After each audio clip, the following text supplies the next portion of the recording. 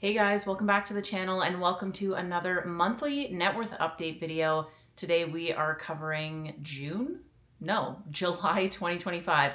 Cannot believe how quickly time is going. Summer always flies by, but holy smokes, is it ever this year? And I've got a different filming location today. We are in my spare bedroom. Just wanted a change of scenery, but without further ado, let's go ahead and jump right into the numbers. My net worth at the end of June, the previous month, was $135,590. The condo that I own here in Calgary, my equity sits at $62,864.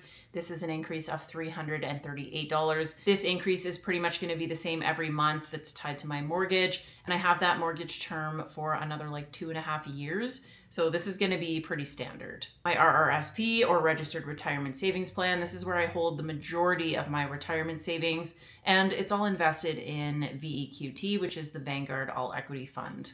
And that balance sits at $66,294. So this is a decrease of $1,247. And we're going to talk about why, because the market has been doing quite well over the last month, but I'll chat about why there's a dip in a little bit.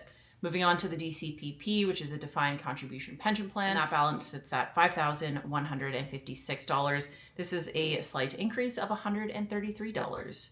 And then the last item on this list is my cash account, which sits at $900. So this is an increase of $400 month over month. And that brings the grand total net worth for July 2025 to $135,214. This is a slight dip of $376. So I'm actually really happy to see that this hasn't gone down more, because I ended up taking 3,000 Canadian dollars out of my RRSPs, sold some of my shares when the market or my investment was doing really, really well.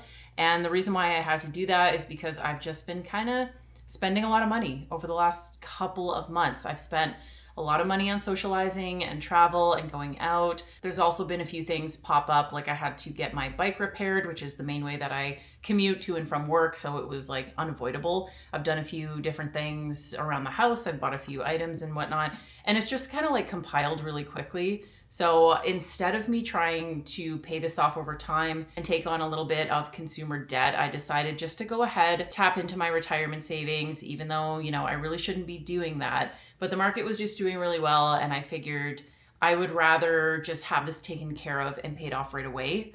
And that's what I ended up doing. So it is really nice to see that my net worth hasn't really moved at all, even though I took that money out. So now we'll cover income. I made $220 from YouTube AdSense, and I made $178 through government rebates. This was the GST rebate, I believe, and the Canada Workers Benefit. That was not very much money, but it helps. Obviously, my expenses are going to be quite high once we get to that. But my main full-time job, I made $2,451. This is lower than normal because I did take off, I think it was 3 or 4 days. So this is another kind of reason why my expenses are higher, dipping into money, whatever. I don't get paid vacation. Technically I do, but it gets paid out on every paycheck. So when I take vacation, I do not see that on a paycheck going forward. If you're salaried, you take a couple weeks off, you get a normal paycheck like you would every 2 weeks here in Canada. That's typical. But because I am hourly and just the way that my employer does payouts, I get paid for vacation every single time I get a paycheck. So that's why this is lower than normal, but that brings the grand total income for the month to $2,849. Now on to expenses. So same as every month, my housing costs are $1,740. I paid $182 in insurances, which includes my home insurance, or it's sort of like tenant's insurance because I live in a condo, as well as my vehicle insurance. I paid $88 for my phone and for internet. Electricity, I spent $56, which is actually pretty good. I was living in a 1-bedroom apartment before I moved back into this 2-bedroom condo, and the price for electricity was basically the same. So I'm happy to see that hasn't gone up too much. Streaming services, I spent $14.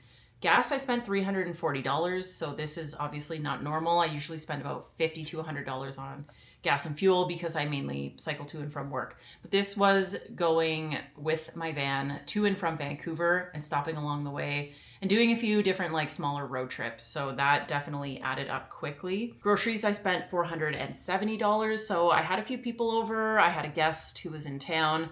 one of my friends was visiting, and I just spent a lot of money on food. It was just a very expensive month for food. I didn't really hold back on this category. My normal budget for this is like $300.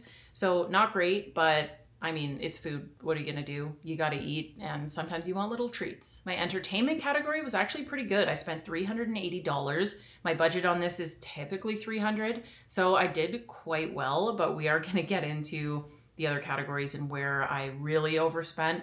But I'm happy to see that my entertainment category is not like crazy. So my miscellaneous category, I spent $964, and this includes like so many different things. So I ended up getting like a Costco membership in the last month. I ended up getting that bike repair, which was like $200. Also, the Costco membership, I think, was like $150 because I got the executive one.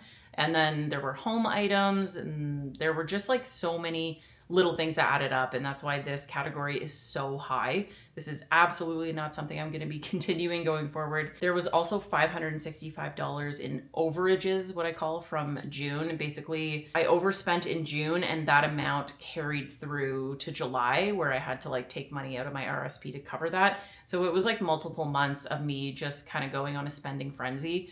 Really want to get this under control. But my grand total expenses for July were $4,799. And as you can see, I made basically like half of that. I don't regret any of the purchases I've made in the last couple months. The majority of it has been like random one-offs or things that I've wanted for a long time, like the Costco membership, or having people visiting and just like going out and socializing. It is worth mentioning that me living on my own, working a lower paying job, and just having like higher expenses, I can see some of the problems with living like the Coast Fire lifestyle. If I ever needed to replace my car or I wanted to go on like a bigger trip, I don't have a ton of wiggle room just because I don't make a lot of money. So I don't have a ton of disposable income that I can just throw around. And when I do have expenses go higher than normal, than my budget, I have to dig into my retirement fund, which is not ideal. It's absolutely not what I want to do. I would rather be beefing that up a little bit, but it's something I'm going to work on. I really, really love my job. I don't want to change that situation. I think one of the things I could do is potentially look at refinancing my mortgage, because that did go up pretty substantially, and then potentially selling the van, getting rid of the insurance payment and the gas payment on that. Those two things alone could save me like $500 to $600 a month. So it's something I need to look into, but I'm not in a crazy rush.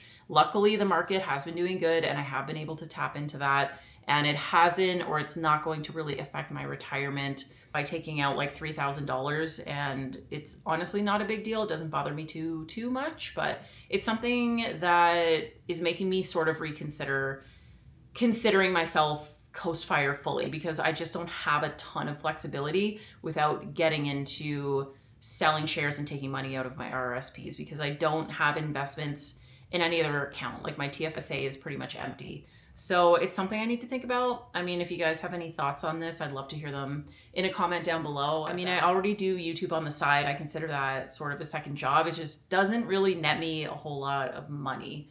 And if I was able to go somewhere for like 4 hours every weekend, I could probably make like twice as much as I make on YouTube. So something I'm considering, I don't know, but love to know your thoughts below. So let's go ahead and jump into life updates with that. The first thing I just wanted to chat about is that trip that I did to go pick up my friend in Vancouver. And then we came back through British Columbia, went down into the Okanagan Valley, saw some amazing things. We celebrated Canada Day in Kelowna, which is a really nice, beautiful city in the Okanagan. It was really, really hot. We did so much. We were pretty exhausted by the time we got back to Calgary, and then the Calgary Stampede kicked off like the next day. So it's just been a crazy busy month. Like July was absolutely slammed. We did so many things. I had such a fun time. It was amazing to have my friend out here. He got to meet like all of my friends here, and it was just so much fun.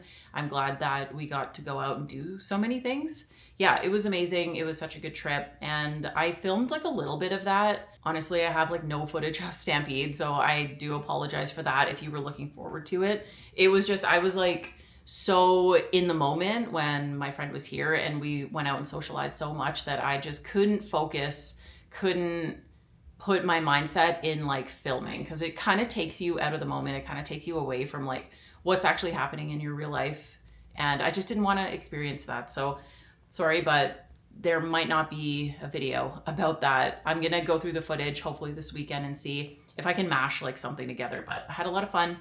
And yeah, thank you guys for being patient with me because I haven't posted a video in like a month now. So I do appreciate that you're still here and still watching. The second thing I wanted to chat about kind of goes off of this. So August is also going to be a very busy month. I have family and friends coming to visit for a couple of the weekends. And then I think I already have plans for the other 2 weekends in August. So August is like completely booked out for me, which is just like, this is not normal for me, having every weekend booked out and then being like crazy busy during the week at work where I can't really do a whole lot. And yeah, it's just gonna be really, really busy, but I know it's worth it because summer does not last long here in Canada, especially in Calgary. It's gonna be winter again here soon. And I just wanna make the most of it. I don't want to put things off or say no to stuff because I'm like tired. You might not see me again until the next net worth update. I hope I can get something else out, but it's not looking promising, guys. I do not have a lot of free time. Not only to just like do household chores and run errands, I have like almost no free time to myself to like recover from anything. And it's okay because I love spending time with family, friends, and but it's just a lot. And we can talk about dating next because I know some of you are invested in this. So I have been dating someone for the past few months. I think I mentioned in the last video that it's going really well. So we are officially in a relationship now. So I have a boyfriend and he's really great. I'm just really excited for the future, and it's still early on in everything, so I don't want to jump ahead of myself. But yeah, he's just like a really great person, super supportive, very good at communicating, and I love spending time with him and everything. So it's going really well. That's another thing that is taking up a lot of my time, which I'm not complaining about. I think it's great.